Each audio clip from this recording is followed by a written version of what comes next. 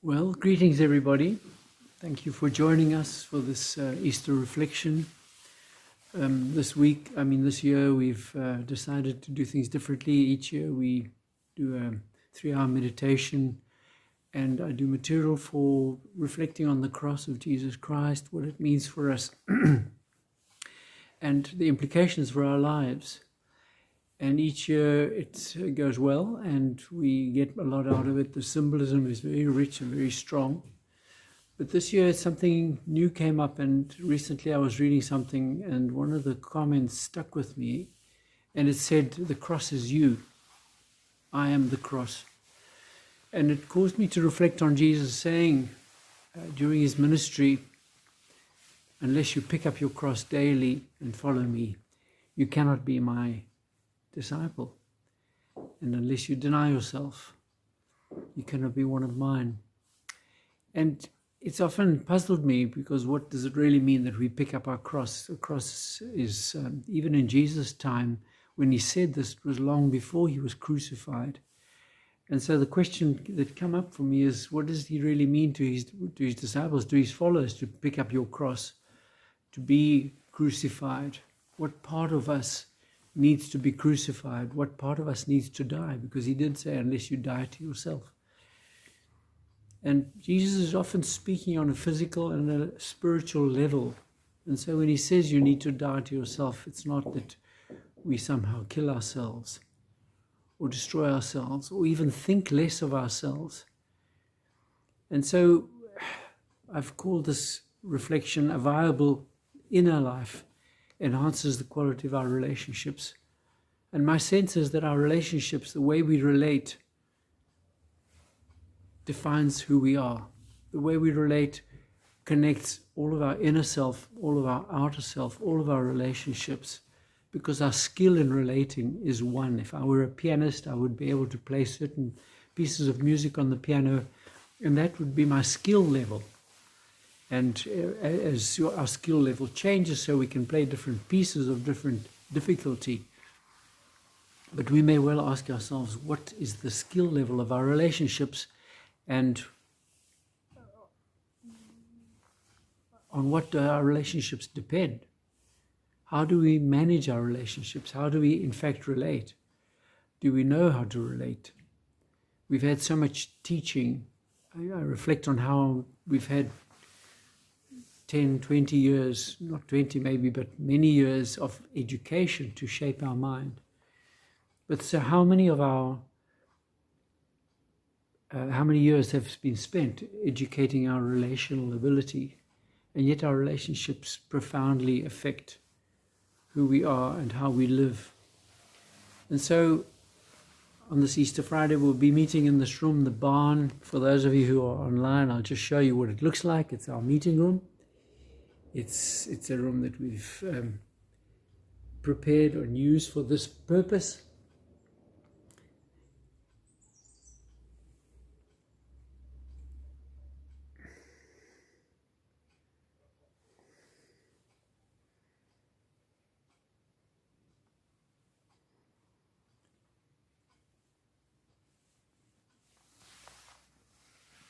And so we can explore what it means to relate, what it means to have an inner life that sustains viable and growing relationships.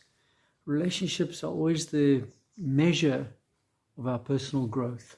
If you look at your relationships and see what they're based on and what their transaction is about, you'll get a very clear sense of who you are, of who I am, and what state we are in, or what is happening within us.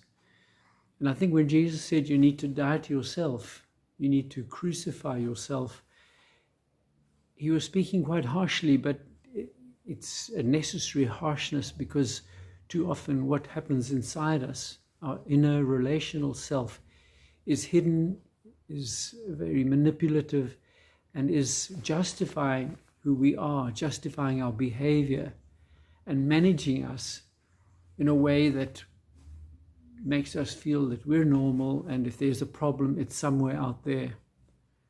And we tend to resort to blame, to feeling victimized, to feeling like somebody should do something. And what we don't realize is that the biggest piece in our transformation, or in what we're needing to do, is to change ourselves. And that's where Jesus wants to work with us, wants to work in us, and wants us to become aware. And so I've been speaking about the inner life and the outer life, because the inner life is really where all the business happens, where a lot of the way we are and the way we manage our reality stems from. The outer life is what everybody sees, how we live in the world, how we interact with everybody and everything, our work, our play, our external life, our shopping, our homes, the way we drive, the way we speak. It's what the world sees, it's what others see, it's how others know us. And it's often the outer self that we define ourselves by. We describe ourselves. When we introduce ourselves, we speak about what we do and where we stay and what our interests are. But they're all and mainly external. What we're really concerned about now is the inner life, the private life, the life that few people see and even we know little of, because we don't have that much interest in the inner life. We simply take it as who we are. Frequently when I'm counseling, I'll have somebody say, well, that's me. She or he, if I'm doing a marriage counseling, you know, he or she needs to accept me as I am. That's who I am. And there's a noticeable reticence to look in and to see who we really are, and to want to understand how we respond, how we act, how we live, why we make the decisions we make, why it is that we have enormous fears and angers and prejudices and biases, why we have tendencies to control or to have to manipulate a situation, or to judge and condemn, and to idealize, to create idealizations about how life could be, but to also not want to face the pain that accumulates within us. So there's a lot that we need to reflect of internally. And as someone has said, we're the easiest person to fool. We tend not to want to look at what's going on inside us. We tend to project outwardly what we feel, what we want, what we don't have, and want to fix out there what it is that we're struggling with in here. And so we try to fix the situation. We fix our houses. We want more money. We think that having more money will solve problems. We try to find the relationships that will make us happy. We leave the relationships that we find pain or discomfort in. We tend to try to manage what's going on inside on the outside. And if we have any sense of reference, where if you look back on our lives, we see that whatever we change on the outside does very little to change us on the inside. And so when Jesus says you need to die to yourself, I think he's wanting us to really look inward. And most of his teaching speaks about the inner self, about the lack of forgiveness, about the judgment, about the adultery that we do in our minds, about the desire for others' possessions, or for a better life, or for comfort, or for more. The seed that falls on the ground, and the ground is our inner self. You know, some of the ground is hard and impenetrable. Other ground is covered in thorns, and it's the cares and the worries of this life. Other ground is, the seed is stolen by evil. So we're really needing to look within the inner life. We need to look at what the state of our heart is. The Bible is very often speaking about the Bible as being the core of our being, the place where the true self resides. And the state of that true self is often contaminated. It speaks about having a hard heart or a proud heart, arrogant, and even an evil heart, wanting not good things. And so as we reflect this Easter on what it is to have an inner self that is viable, we need to begin that journey inward to actually be willing to look at ourselves, be willing to reflect on who we are and how we live and the decisions we make and the predispositions, the choices that we carry within. It's these places that we're needing to evaluate and really come to grips with. I remember there was a quote of G.K. Chesterton, who, in response to an editorial in the newspaper which asked, "What is the matter with the world? The world is falling apart a century ago, just as it is now." And he responded, and he said, I am the problem. And I think it's important that we realize that to change the world, we need to change ourselves.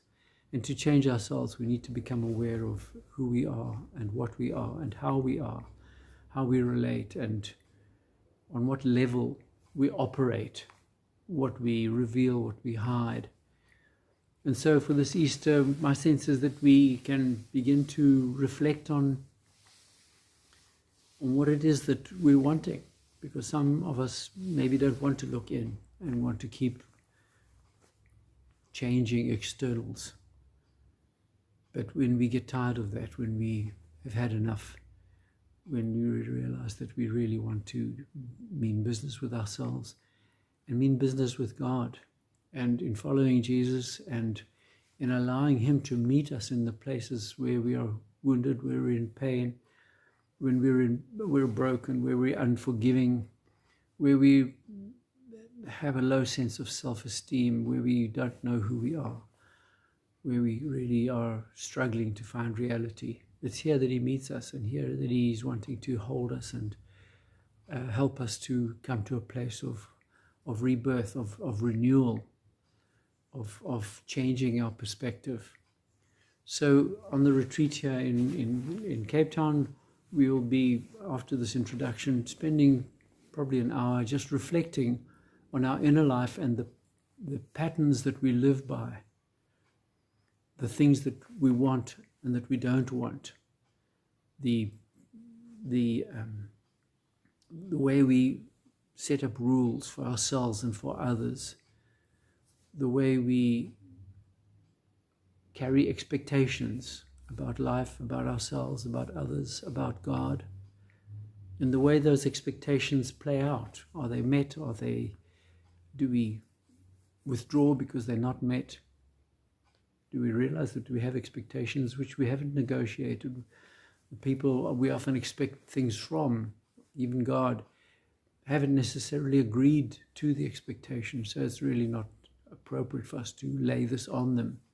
And yet we so often put expectations on ourselves, on others, that aren't well thought through.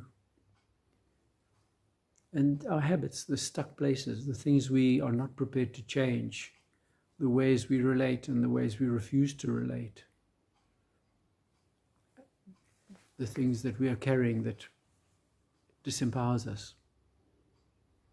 God is wanting us to become fully who He has made us to be, and yet much of our inner self is fighting against that, limiting us, and in many ways frustrating us and causing us to not be at peace with ourselves, not be at peace with the world, not be centered and knowing who we are and where we are going. And so we will take an hour to reflect on the state of our inner being, of our inner selves. And then we'll come back and just look at Jesus' perspective. As I said, many of His teachings were around dealing with the inner self, and areas where we need to take responsibility for ourselves, areas where we need to apologize, where we need to put right what we have allowed to go sour or become blame. And we're needing to restore our relationship with ourselves as a growing enterprise. So we're growing in truth, in honesty, so that we can actually become more true and transparent in our relationship with others. and in all these to become more at one in our relationship with God, and not be putting all this stuff that we haven't resolved onto God and onto others. So this is the end of the first piece, and after some time of reflection, I'll offer you another piece. And then my suggestion is that this is a big area of concern, a big area of work within us, in ourselves, and it's not something we can exhaust in one reflection. And so as from next week, we meet every Monday night in this place, and we do explorations into relationship. And so I'll be recording what we do here on a Monday night and putting it onto YouTube. And if it's helpful, then we'll continue and working on different aspects, step by step, piece by piece, and seeing where it goes. And we pray God will guide us, show us, bring light into our darkness, and bring flavor into our bored lives, and give us new vitality and to really live who He wants us to be. So thanks. Bye.